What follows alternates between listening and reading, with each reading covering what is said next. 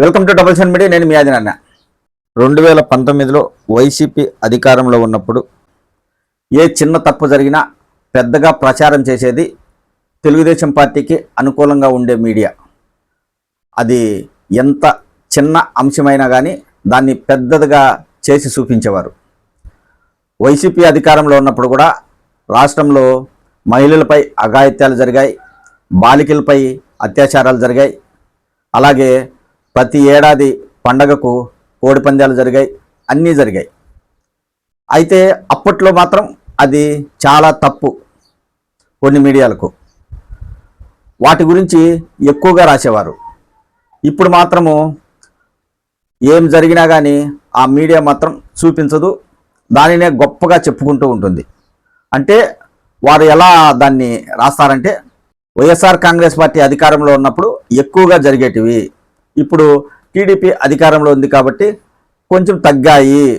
ముఖ్యమంత్రి చంద్రబాబు గారు అలాంటి వాటిపై ప్రత్యేక దృష్టి పెట్టారు, ఇలా రాస్తారు. గతంలో కొన్ని మీడియాలు ఇసుక పైన, ఎర్రచందనం పైన, కోడి పందాల పైన, అఘాయిత్యాల పైన, ప్రభుత్వం పైన, హత్యల పైన ఇలా ప్రతి దానిపై విస్తృతంగా ప్రచారం చేశాయి. కానీ 2024లో కూటమి ప్రభుత్వం అధికారంలోకి వచ్చాక ఒక్క వ్యతిరేక వార్త కూడా రాయలేదు. వ్యతిరేక వార్త రాయాలని కాదు, కనీసం జరిగినవి కూడా రాయలేదు. దాదాపు ప్రభుత్వం అధికారం చేపట్టాక మన రాష్ట్రంలో చాలామంది బాలికలపై, మహిళలపై అత్యాచారాలు జరిగాయి. బలవంతంగా చాలామంది మృతి చెందారు. అంటే టార్చర్ తట్టుకోలేక, లైంగిక వేధింపులకు తట్టుకోలేక. కానీ కొన్ని మీడియాలు మాత్రం వాటిని ఎక్కడా చూపించలేదు, కనీసం వార్తను వార్తగా కూడా రాయలేదు. మచ్చుమర్లు అయితే చిన్న బాలిక, ఆమెపై అత్యాచారం చేసి చంపేసిన ఇంతవరకు బాలికకు సంబంధించిన మృతదేహం దొరకలేదు. కానీ వాటిపైన ఇంతవరకు వ్యతిరేకంగా వార్తలు రాసే ధైర్యం ఎవరికీ సరిపోలేదు. ఇవే సంఘటనలు వైఎస్ఆర్ కాంగ్రెస్ పార్టీ ఉన్నప్పుడు జరిగి ఉంటే చాలా విష ప్రచారం చేసేవారు. వైసీపీ అధికారంలో ఉన్న, తెలుగుదేశం పార్టీ అధికారంలో ఉన్న, బీజేపీ అధికారంలో ఉన్న, కాంగ్రెస్ అధికారంలో ఉన్న, ఇంకొక పార్టీ అధికారంలో ఉన్న, ఎవరు ముఖ్యమంత్రిగా ఉన్నా, ఏ పార్టీ అధికారంలో ఉన్నా, ఏ నాయకులు బాలికలను అత్యాచారాలు చేయండి, లైంగిక వేధింపులకు పాల్పడండి, ఇసుక దోపిడీ చేయండి, ఎర్రచందనం రవాణా చేయండి, ఇంకొకటి చేయండి అని ఎవ్వరూ చెప్పరు.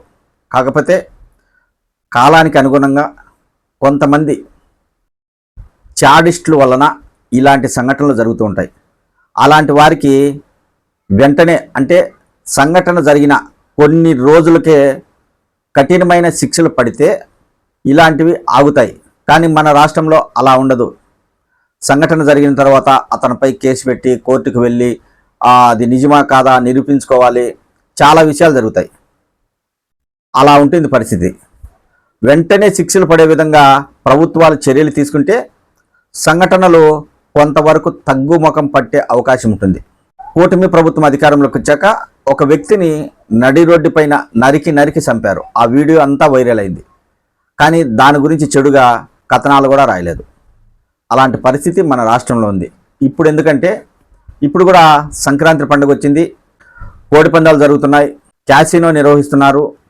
ఇలాగా పలు రకాలుగా భారీ బెట్టింగ్లు పెట్టి చట్టానికి వ్యతిరేకంగా కొన్ని పందాలు జరుగుతున్నా ఆ మీడియా వ్యతిరేకంగా రాయదు.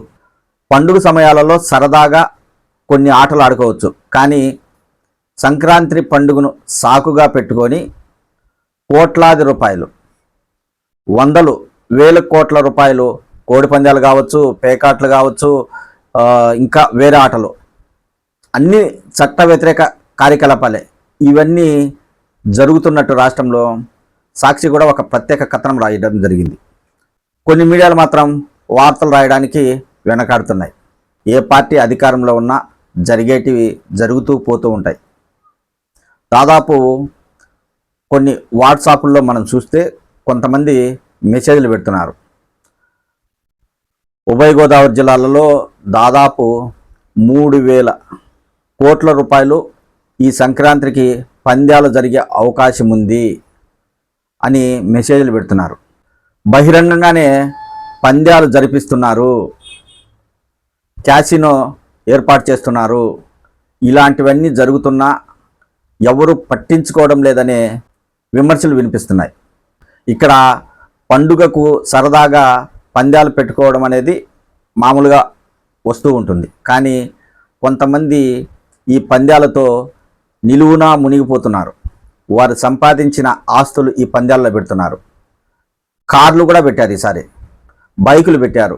ఇలాగా ఈ పండుగ ముసుగులో చాలామంది పందాలు ఏర్పాటు చేసి డబ్బులు దోపిడీ చేస్తున్నారు అనే విమర్శలు రాష్ట్రంలో వెల్లువెత్తుతున్నాయి. ఏ పార్టీ అధికారంలో ఉన్నా పండగలకు పబ్బాలకు జరిగేటివి జరుగుతూనే ఉంటాయి. కానీ ఒక పార్టీ అధికారంలో ఉన్నప్పుడు ఒక విధంగా రాయడం, మరో పార్టీ అధికారంలో ఉన్నప్పుడు దాన్ని విష ప్రచారంగా చేయడం అనేది మంచిది కాదు. దీనివలన ప్రజలు తీవ్రంగా నష్టపోయే అవకాశం ఉంటుంది. ప్రజలకు నిజాలు తెలపాల్సిన అవసరం మీడియాకు ఉంటుంది. కానీ అది కొంతమంది పూర్తిగా మర్చిపోయి ప్రజలను తప్పుదోవ పట్టిస్తున్నారు.